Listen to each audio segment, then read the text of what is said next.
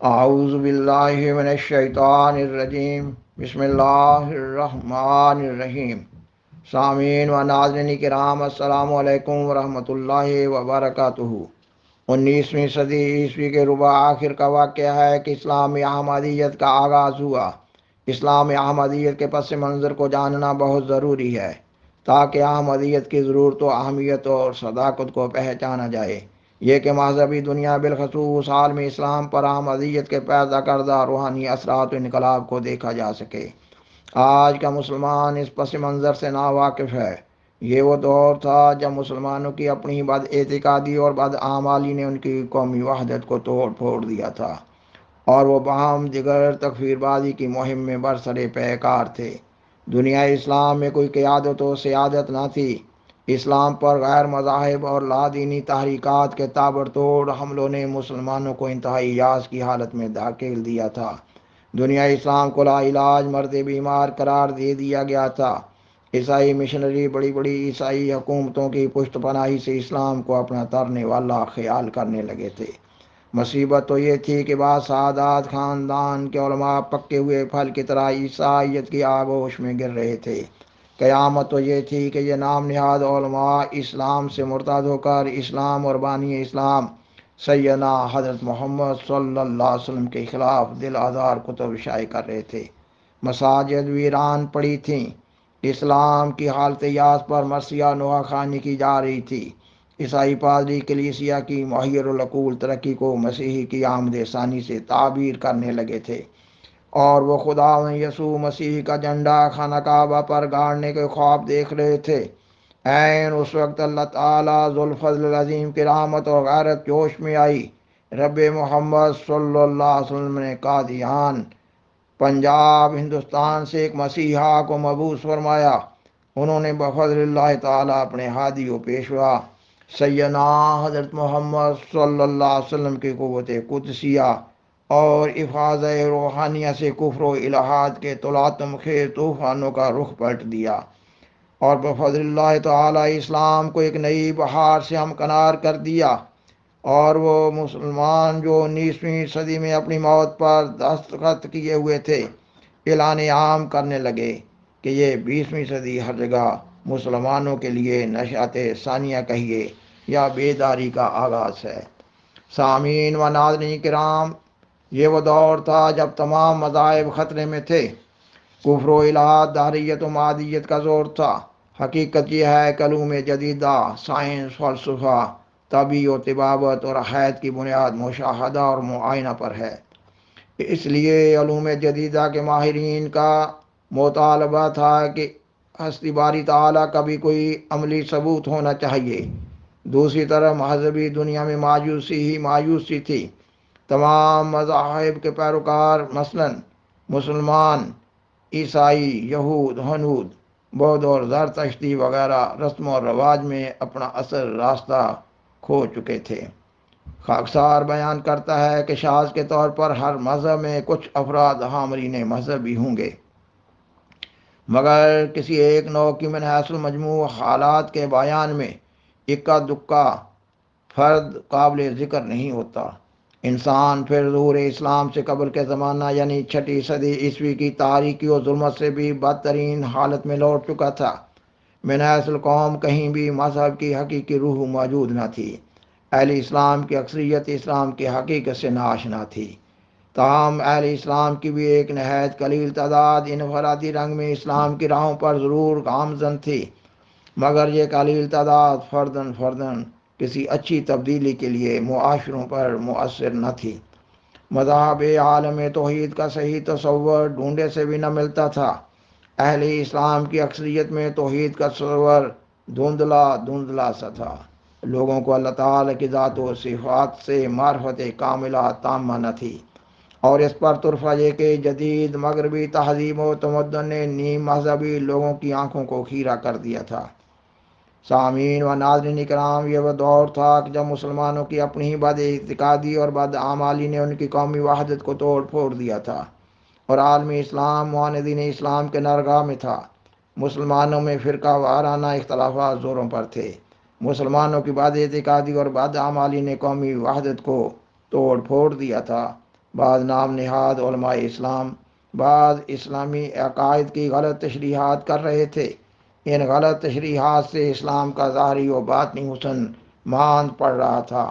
اسلام میں نام نہاد علماء کے خود ساختہ غلط عقائد سے ایک طرف مسلمان بدعملی کا شکار ہو رہے تھے تو دوسری طرف ان غلط تشریحات سے غیر مسلموں کو اسلام پر اعتراضات کا موقع مل رہا تھا۔ قرآن مجید کی الہامی حیثیت کو مجروح کرنے کی کوشش کی جا رہی تھی۔ بدقسمتی سے بعض نام نہاد مسلمان علماء نے قرآن مجید کی آیات کے بارے میں ناسخ و منسوخ کا بے بنیاد مسئلہ ایجاد کر لیا تھا۔ لوگوں نے رویا کشوف و الہام کو خود اپنے اوپر بند کر لیا تھا۔ وحی اور الہام کو انسان کا ذہنی و فکری ملکہ قرار دیا جا رہا تھا۔ یہ کہ جو انسان خاص ذہنی و فکری استعداد رکھتا ہے وہ نبوت کا دعویٰ کر دیتا ہے۔ اس عقیدہ سے تمام نبیوں کی نبوت و رسالت مشتبہ و مشکوک ہو رہی تھی، اور جب وحی و الہام کو انسان ہی کی ذہنی و فکری استعداد کا نام دے دیا گیا تو فرشتوں کا وجود بھی خیالی نظر آنے لگا۔ اس ماحول میں انبیاء علیہ السلام اور فرشتوں کے گناہوں میں ملوث ہونے کی کئی ایک من گھڑت کہانیاں بنا لی گئی تھیں۔ موازنہ بین المذاہب میں کرامات و معجزات کے بارے میں افراط و تفریط کی راہوں کو اختیار کر لیا گیا تھا۔ ہر مذہب والا دوسرے مذاہب کے بالمقابل اپنے امام و پیشوا کے معجزات کو بڑھا چڑھا کر بیان کر رہا تھا۔ نام نہاد علماء اسلام بھی اپنے اپنے فرقہ کے بانیوں اور پیروں کی طرف محیر العقول کرامات منسوب کر رہے تھے۔ اسلامی جہاد کے بارے میں بھی بعض غلط نظریات ایجاد کر لیے گئے تھے۔ یہ کہ مذہب کی ترقی اور ترویج کے لیے جبر و اکراہ جائز ہے۔ یہ کہ مذہب کو پھیلانے کے لیے جھوٹ، دغا، فریب کی کوئی راہ اختیار کرنا گناہ نہیں ہے۔ جہاد کے اس غلط نظریہ سے عامت الناس میں دہشت و تشدد، ظلم و بربریت اور عدم برداشت راہ پا رہی تھی۔ یہ تمام غلط نظریات اسلام کی رسوائی کا موجب بن رہے تھے۔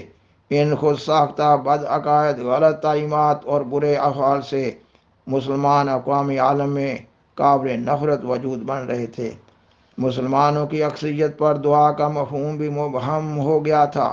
بعض نام نہاد علماء کے نزدیک دعا محض ایک عبادت تھی۔ ان کے نزدیک دعا کسی کے حالات میں کوئی تبدیلی پیدا نہ کر سکتی تھی۔ ان کا عقیدہ تھا کہ اگر دعا سے کسی قسم کی تبدیلی واقع ہو جاتی ہے تو پھر تقدیر کیا ہے۔ وہ کہہ رہے تھے کہ جو ہونا ہوتا ہے وہ ہو کر ہی رہتا ہے۔ دعا کرنے والے کو دعا سے محض نفسیاتی طور پر اطمینان قلب نصیب ہو جاتا ہے۔ ان بگڑے ہوئے عقائد سے عقیدہ تقدیر، خیر و شر بری طرح متاثر ہو رہا تھا، اور تقدیر کے بارے میں ایک یہ عقیدہ بھی ابھرا کہ ہر انسان کے لیے اچھا یا برا ہونا مقدر ہو چکا ہے، اور یہ کہ انسان اپنے اعمال و افعال کے لیے بے بس و مجبور ہے۔ تقدیر کے اس خود ساختہ عقیدہ سے یہ نتیجہ بھی نکالا جا رہا تھا کہ ہر انسان کے جنتی اور دوزخی ہونے کا فیصلہ بھی ہو چکا ہے۔ اس خود ساختہ عقیدہ خیر و شر نے بعض لوگوں کو نیک اعمال بجا لانے میں بہت کم ہمت بنا دیا تھا۔ ایک مکتبہ فکر نے جنت و دوزخ کو مادی قرار دے دیا تھا۔ انہوں نے جنت کی نما اور دوزخ کی سزاؤں کا ایک تمسخر امیز تصور اختیار کر لیا تھا، اور اس سلسلہ میں مزید یہ کہا جا رہا تھا کہ دوزخ ایک دائمی ٹھکانہ ہے، اور یہ کہ ایک جہنمی کو جہنم کی سزاؤں سے کبھی نجات نہ ہوگی۔ اس ماحول میں مسئلہ شفاعت بھی غلط رنگ میں پیش کیا جانے لگا۔ یہ کہ بدعمل گنہگار مسلمانوں کی نجات کے لیے بغیر کسی مناسب استحقاق کے سیدنا حضرت محمد صلی اللہ علیہ وسلم شفاعت کر دیں گے۔ اس غلط عقیدہ شفاعت نے عبادات صحیحہ اور اعمال صالحہ کی حقیقی روح کو مجروح کر دیا تھا۔ اس خود ساختہ عقیدہ شفاعت سے مسلمانوں میں جرائم کی شرح میں اضافہ ہو رہا تھا۔ عالم اسلام کی بھاری اکثریت قرآن مجید کے پڑھنے پڑھانے سے غافل تھی۔ بعض نام نہاد علماء قرآن مجید کا کسی دوسری زبان میں ترجمہ کرنا کفر خیال کر رہے تھے۔ فیض آوج کے زمانے کی من گھڑت و بے بنیاد تفاسیر پر انحصار کیا جا رہا تھا۔ بعض اسمی اور رسمی مسلمانوں نے تلاوت قرآن مجید، نماز کی ادائیگی اور درود شریف کے بجائے خود ساختہ وظائف اور طرح طرح کے اوراد اختیار کر لیے تھے۔ سامعین و ناظرین کرام، الغرض حقیقی ایمان و عقائد، اعمال صالحہ، عبادات و مجاہدات کی جگہ چند رسوم نے لے لی تھی۔ نام نہاد مسلمان علماء چھوٹے چھوٹے فروعی اختلافات، بالخصوص فقہی مسائل پر باہم دیگر دست و گریبان تھے۔ ان کا انتہائی جہاد یہ تھا کہ ایک دوسرے کو ملزم کرنے کے لیے ایک دوسرے کی کتب کی چھان بین کریں۔ یہ علماء اپنی رائے کو دوسروں پر بلا دلیل و ثبوت ٹھونسنا جانتے تھے، اور وہ اختلاف رائے پر ایک دوسرے کو کافر و زندیق، فاسق و فاجر، دائرہ اسلام سے خارج اور واجب القتل قرار دے رہے تھے۔ تکفیر بازی کی اس مذموم مہم میں کوئی فرقہ دوسرے فرقوں کے نام نہاد فتووں سے محفوظ نہ تھا۔ اس تکفیر بازی کی مہم نے مسلمان فرقوں کی آپس کی عداوت و دشمنی کو انتہا تک پہنچا دیا تھا۔ دل پارا پارا اور راستے جدا جدا تھے۔ ملت اسلامیہ میں اتحاد و اتفاق نام کی کوئی چیز نہ تھی۔ عالم اسلام میں کوئی روحانی قیادت نہ تھی، کوئی سیادت و سیاست نہ تھی، کوئی طاقت و قوت نہ تھی، کوئی سطوت و سلطنت نہ تھی، کوئی شان و شوکت نہ تھی، اور کوئی روب و دبدبہ نہ تھا۔ دنیا بھر میں مسلمانوں کی کوئی آواز نہ تھی۔ اسلامی تہذیب و تمدن نام کی کوئی چیز نہ تھی۔ اسلام کی مذہبی اقدار و روایات کے سہ پاری نہ بن گئی تھیں۔ بلا شبہ عالم اسلام سے زندگی کے تمام عناصر بکھر رہے تھے، اور قیامت تو یہ تھی کہ مسلم ریاستیں مغربی استعمار کی کالونیوں کا روپ دھار چکی تھیں۔ سیاسی و اقتصادی بدحالی کا شکار مسلمان اسلام کے باہر اطمینان محسوس کرنے لگا تھا۔ سامعین و ناظرین کرام، یہ مضمون ابھی جاری ہے، انشاءاللہ آئندہ کی اقساط میں مکمل کیا جا رہا ہوگا۔ بالآخر درخواست ہے کہ برائے مہربانی اس پروگرام کو دوسروں سے شیئر کریں اور عذرہ کرم اس چینل کو سبسکرائب کریں۔ جزاکم اللہ تعالی احسن الجزا، وآخر دعوانا ان الحمدللہ رب العالمین۔ شکریہ، والسلام علیکم ورحمۃ اللہ وبرکاتہ۔